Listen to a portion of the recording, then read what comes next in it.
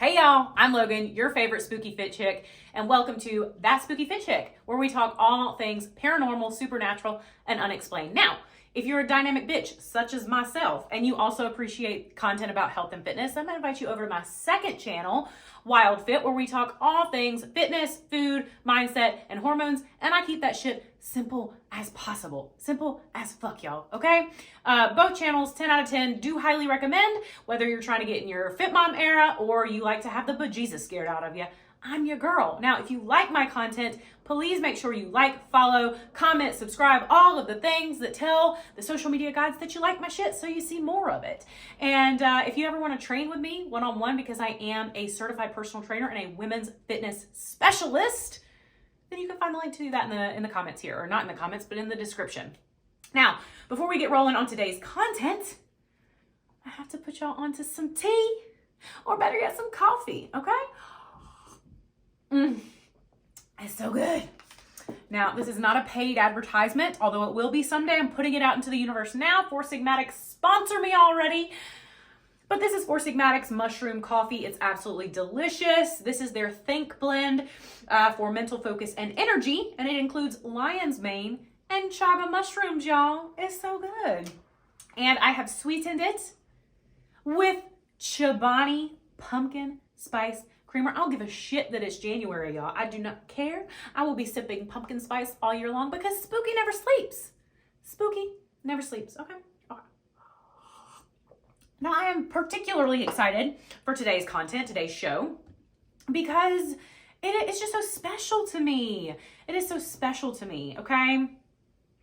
Now, before I share why, I have a question for you. What do Shrimp and Grits, Hootie and the Blowfish's Darius Rucker, and America's first female serial killer all have in common? You give up? I'll tell you, they all hail from the beautiful, one and only Charleston, South Carolina. Now, for those of you who don't know, I was born and raised in South Carolina. I still live in South Carolina, and I went to college in Charleston. I graduated from the College of Charleston with a degree in secondary education and English. In a former life, I was a high school English teacher. Hey, y'all, if any of my former students are seeing me right now, I still love you. And that's also where my family started. My husband and I got married in Charleston. We had our first daughter in Charleston. It's just a special place. It's a home away from home. We don't get back there nearly as often as I wish we did, but I love it. And I thought we would start out this series. I haven't decided if it's going to be Carolina Creeps or Creepy Carolinas. I don't know yet. It's going to be a game time decision when I go to post this video. But I thought, what better place to start than Charleston? Charleston is hella haunted, y'all. So we're going to talk a lot about Charleston. Don't you worry. And also, we're not just going to cover South Carolina. We're also going to cover North Carolina because we love North Carolina too. I used to live in Asheville. Love North Carolina, love the Carolinas, okay? So this is, again, Creepy Carolinas, Carolina Creeps. I don't know. If you have a preference, let me know in the comments. But in the meantime, that's what we're going to do. That's what we're going to do. And it's going to be a good time. It's going to be a good time. So today, specifically, we are kicking off this series with the haunted Charleston City Jail. And I'm so excited. I'm so excited. So I'm going to be reading you an article from ghostcitytours.com. You can find that linked in the description. I will provide commentary as I find, relevant throughout. But it gives a great unpacking of the Charleston City Jail, one that I could not replicate if I tried. So, yeah, I'm just going to share this with you. Not all of this particular series videos are going to be like this, but I really loved this article, so that's what I'm gonna fucking do. All right, so go ahead, grab you something warm, something cold, whatever the fuck you want. Again, I have my Four Sigmatic mushroom coffee here, pumpkin spice, but go get yourself whatever you want and settle in, and I'm gonna tell you a story, okay? Let us begin. When one thinks of haunted locations, the first thing that comes to mind are houses, usually followed by cemeteries. But another type of location that should also come to mind are prisons. After all, few other places throughout history have seen more pain and death than prisons. The lore of prison tales in the United States are deeply woven into America's fabric. Stories that are quintessentially depicted in films like Cool Hand Luke and Escape from Alcatraz, and immortalized in songs like Johnny Cash's Folsom Prison Blues and Bob Dylan's Hurricane.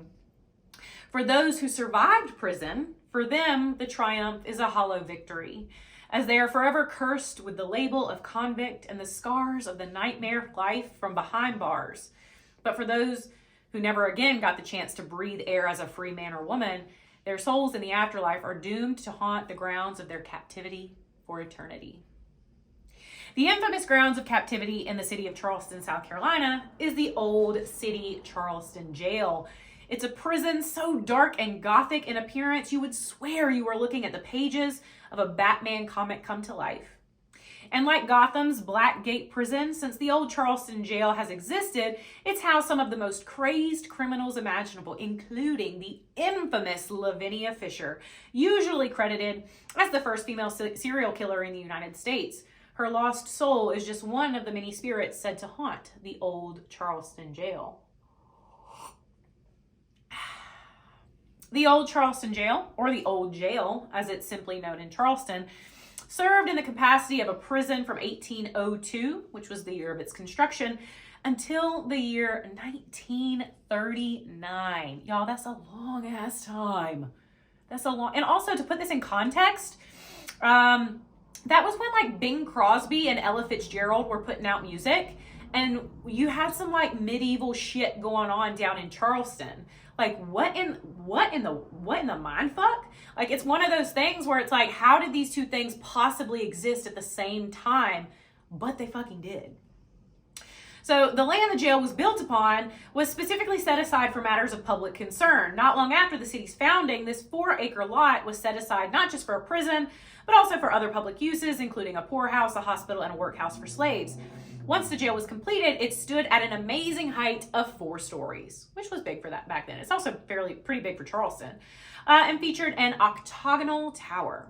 A little over 50 years later, the jail would undergo a remodeling process in which it would gain an additional wing. And the expansion and new Romanesque revival style of the prison was designed by the Charleston architectural duo of Louis J. Barbeau and John H. Sile. However, 3 decades later, and the earthquake of 1886 damaged the prison so severely that many of the improvements had to be removed. The old jail was home to a great number of Charleston's most notable inmates, from 19th century pirates to Civil War prisoners of war. Of all the prisoners who have taken up residence in the old jail, there is perhaps none more infamous than Lavinia Fisher, as she is considered to be the country's first ever female serial killer, but in actuality, she's just the first to be recognized for this ominous distinction. Little information is actually known about Lavinia's backstory, but it is believed that she had lived in America for most of her life. What is known for certain is that she went on to marry a man by the name of John Fisher, and Lavinia and John became notorious after their arrest and conviction, though there is some debate about whether or not Lavinia was a killer or just an accessory to murder. However, the most common belief to date is that she was not only a killer, but also a savage. Lavinia and her husband, John, were owners of the Charleston Inn, the 6 Mile Wayfarer House, a reference to the hotel's location as it was situated 6 miles north of the city of Charleston. During their era of managing the 6 Mile Wayfarer House in the early part of the 19th century, reports of guests disappearing commonly made their way to the police. But despite these complaints, no action against the couple was ever taken, as Lavinia and John were popular and highly regarded amongst the locals. But the Fisher's status didn't stop the stories from coming out. Rumors of how Lavinia would invite traveling businessmen into the inn for dinner and then would proceed to ask them questions regarding their job to ascertain how much money they may have on their person.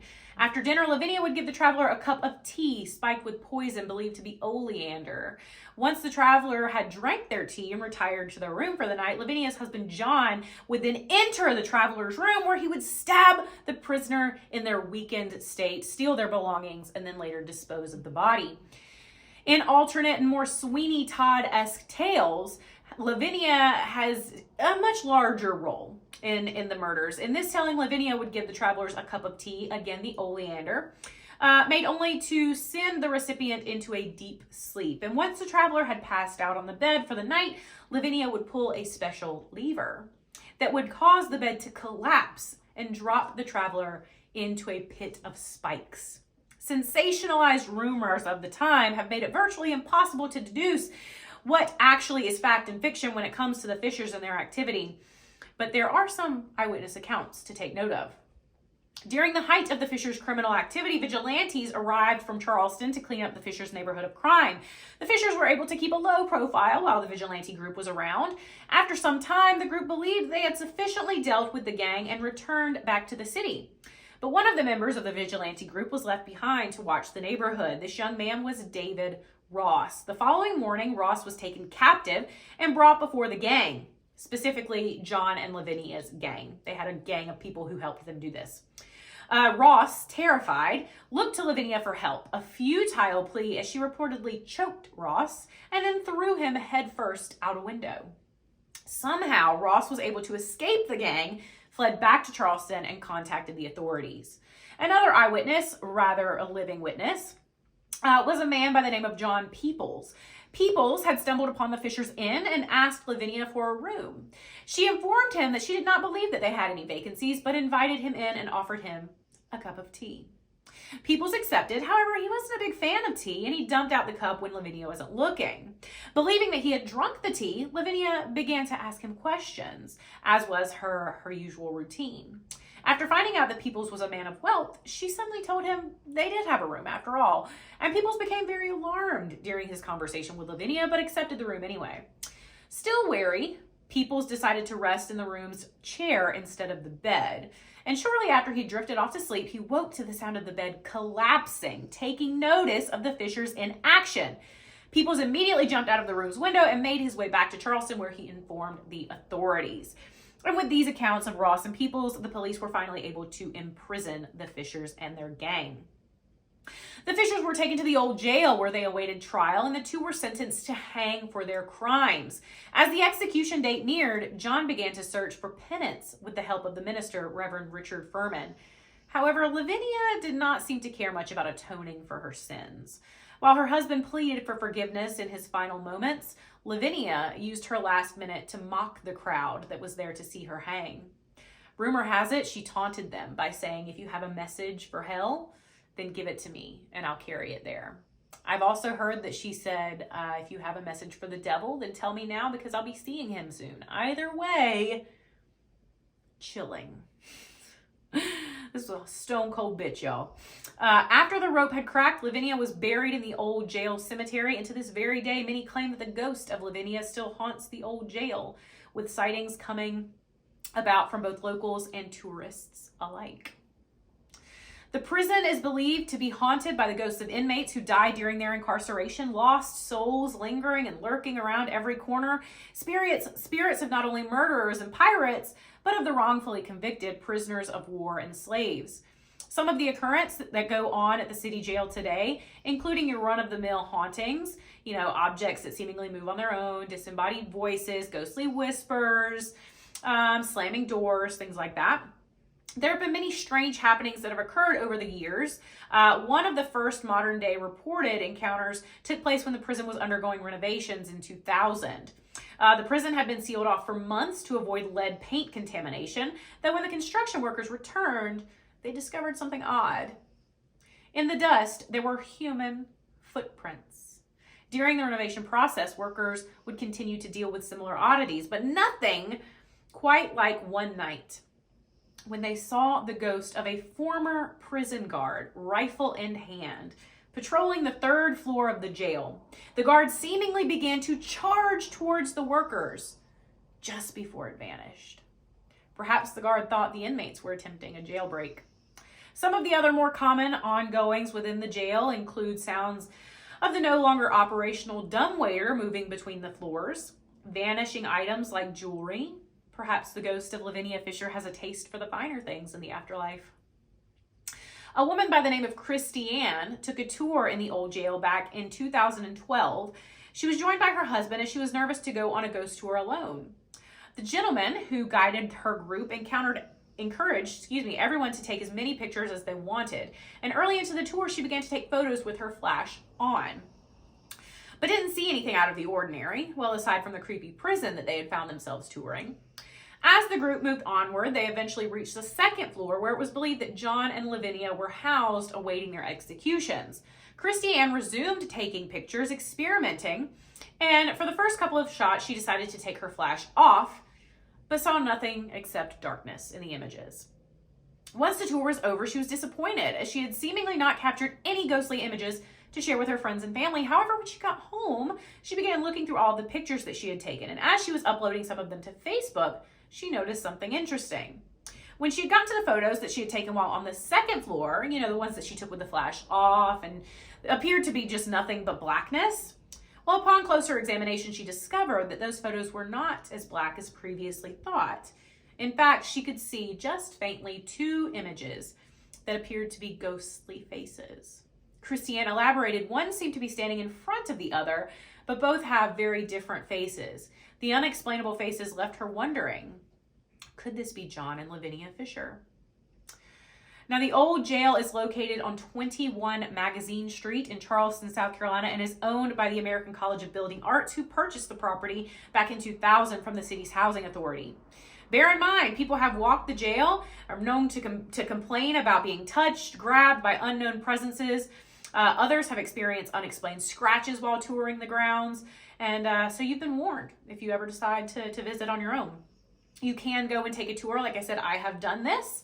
And even the king of creepy himself, Zach Bagans, and the Ghost Adventures crew have visited the Old City Jail in Charleston, South Carolina, along with other paranormal groups. They've been to investigate, and they've collected their own data. I think I mentioned this at the beginning of the video. I did not have an experience, unfortunately, during our tour, but it was still really cool and still really creepy, and I definitely recommend it. So let me know. What do you think? Are you going to go visit? Are you going to make a trip to the Charleston City Jail? Let me know. If you're going to, let me know. If you have, I would love to hear in the comments if you have visited. And if you have, did you have an encounter? Did you have an experience? Anything like that? I'm obsessed with the paranormal, you guys. I love the paranormal and the supernatural just as much, if not more, than I love fitness. It's my jam. So I would love to hear about any of the encounters that you've had. And also, I have a list of locations that we're going to be covering in both North and South Carolina. But if you have recommendations, also drop those in the comments, because it doesn't mean I'm not going to touch on them, even if they're not in the Carolinas. Because eventually I'm going to run out of places in the Carolinas to talk about. All right. So we're going to have other series within the context of this channel. So drop your comments. And if you thought this was cool, if you found this entertaining, if you learned something new, if you have other creepy friends who would enjoy this, then please share. Like, share, comment, subscribe, all of the things. And yeah, I'll see you guys next time, and stay spooky, y'all. See you later.